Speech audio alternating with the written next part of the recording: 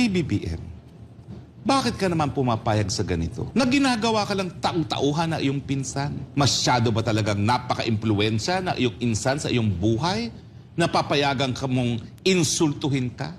Na baliwalain ang iyong instruction na itigil na yung pirma? Ano bang hawak ng pinsan mong yang sa iyo? Pero PBBM, kung ano man ang hawak niya, papaalalahanan kita. Ikaw ang binigyang tiwala ng ating mga mamamayan na depensahan ang ating saligang batas.